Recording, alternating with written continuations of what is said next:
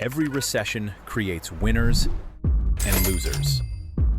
Not because some people are luckier, not because institutional investors are smarter, but because we have the right playbook and follow all 5 steps from that playbook. And because we understand a psychological rule that's really hard for a lot of investors to learn. A rule that made us a lot of money during the dot-com crash, the Great Financial Crisis, and the COVID panic. Most people miss it, and when they do, they end up on the wrong side of one of the biggest wealth transfers in the economy. In this video, we'll give you the exact same playbook with all 5 steps, and we'll uncover exactly what that rule is, why it keeps repeating, and how preparation, not prediction, has separated the winners from everyone else. And perhaps most importantly, why the biggest opportunities are psychologically the hardest ones to recognize in real time. Let's begin. Now, a quick note. We're keeping our faces off camera to protect our corporate careers. But that means we can bring you unfiltered playbooks straight from the industry. Let's jump in.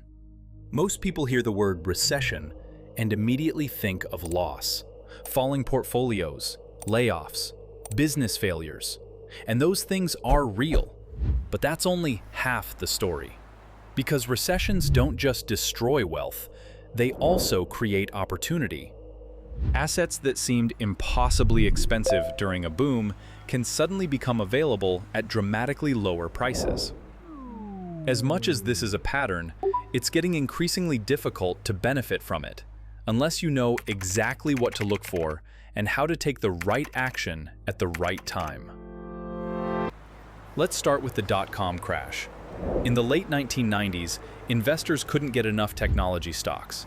Internet companies were soaring, valuations exploded, and many people became convinced prices could only move higher. Then the bubble burst. By late 2002, the Nasdaq had lost nearly 80% of its value. Imagine a $100,000 technology portfolio shrinking to $20,000.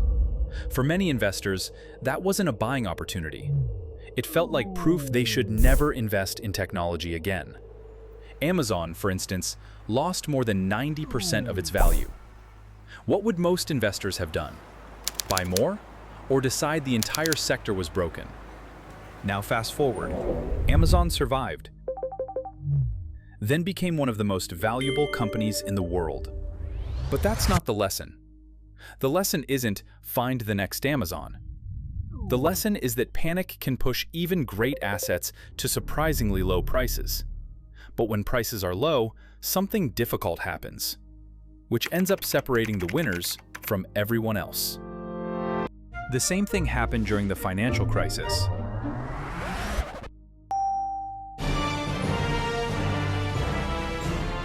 By early 2009, confidence had collapsed.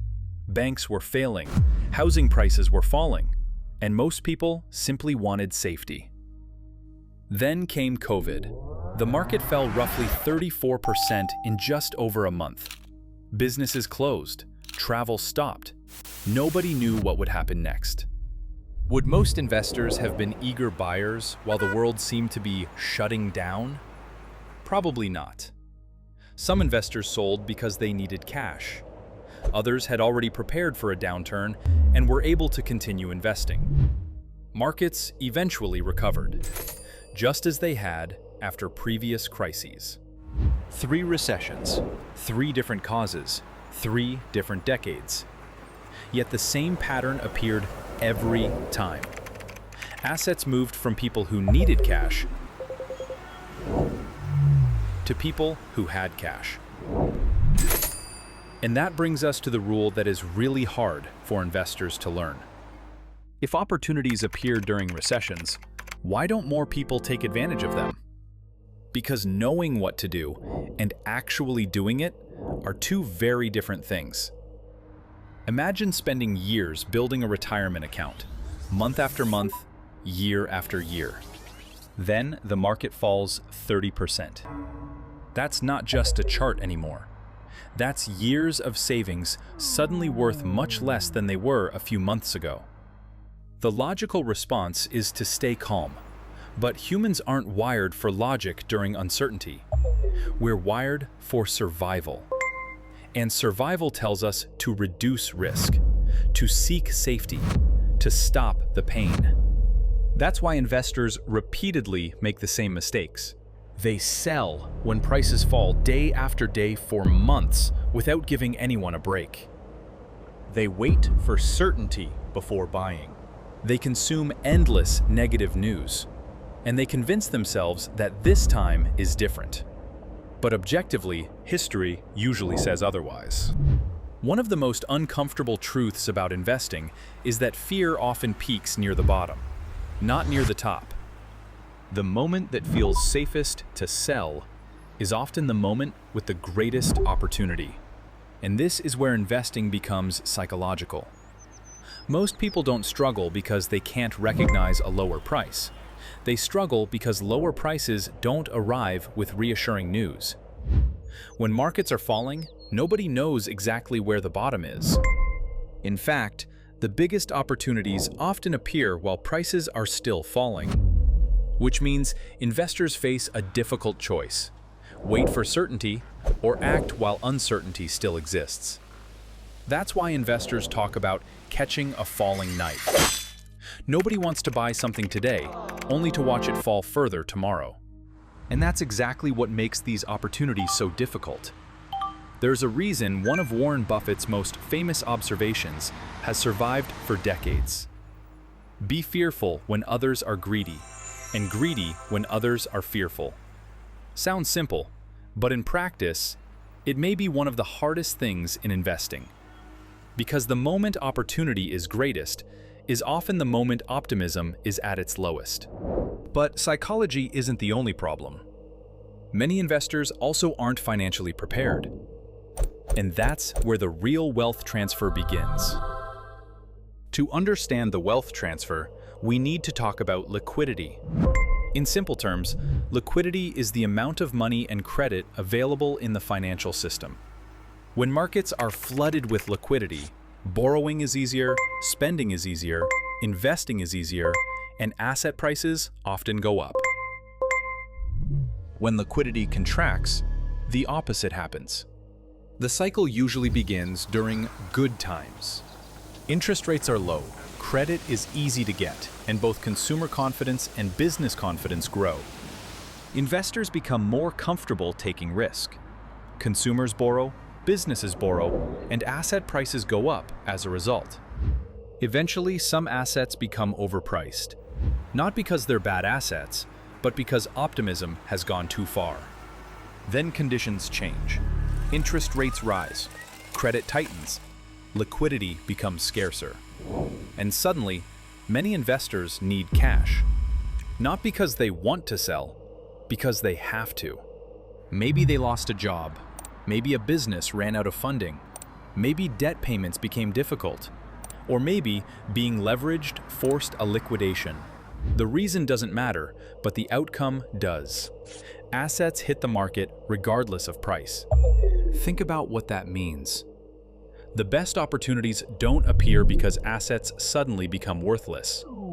They appear because somebody else needs cash right now. Recessions reward preparation and objective decision-making despite psychological barriers. The investors who benefit most aren't the ones who forecast the exact bottom. They're the ones who enter the downturn with enough financial flexibility and mental fortitude to act. Next, we will give you our exact playbook on how to actually do this and build a plan to use it when it feels like that's the exact wrong decision. While others are trying to raise money, we're able to deploy it. And this is exactly how the wealth transfer happens. So how do you prepare to set yourself up to benefit from the next recession, just like institutional investors? Step 1. Build excess cash before it's needed. Warren Buffett's Berkshire Hathaway is famous for hoarding large amounts of cash when the business cycle hasn't seen a recession for 5 years or more. An emergency fund isn't exciting, but it can prevent forced selling during a downturn. 3 to 6 months of essential expenses is a common starting point. Step 2. Reduce high-interest debt. A recession is difficult enough without expensive debt compounding the pressure. Step 3. Create a plan before emotions take over. Most investors make important decisions during the crisis itself, but the best investors decide in advance. Before we enter a recession, we decide how we'll respond if markets fall sharply. How much cash should stay available? What assets would be attractive at lower prices? How much risk feels appropriate? It's also important to understand that the exact plan matters less than having one. Step 4. Continue investing if circumstances allow. That's an important distinction. Recessions affect people differently. Some people lose jobs, some face genuine financial stress. The objective isn't investing money that may be needed tomorrow. The objective is avoiding situations where important decisions become forced decisions. If you're prepared, you have options. And options become incredibly valuable during uncertainty. Step 5. Focus on quality. Broad index funds, profitable businesses, strong balance sheets. Assets that would still be worth owning years from now, not just because of some current narrative. Not speculation, not lottery tickets, not overnight riches. Long-term wealth is built through discipline, not excitement. Nobody can predict the next recession, and anyone claiming otherwise is probably overestimating their abilities. But investors can monitor conditions. This is what you should have on your dashboard. Valuations, corporate profits, credit conditions, unemployment trends, interest rates, and liquidity. This is the list of what matters right now. Not because these indicators reveal exactly when a recession will begin, but because they help us understand where we are in the cycle. Prepared investors don't need perfect predictions. They simply need enough flexibility to respond at the right time. If you want more structured macro breakdowns like this, consider subscribing.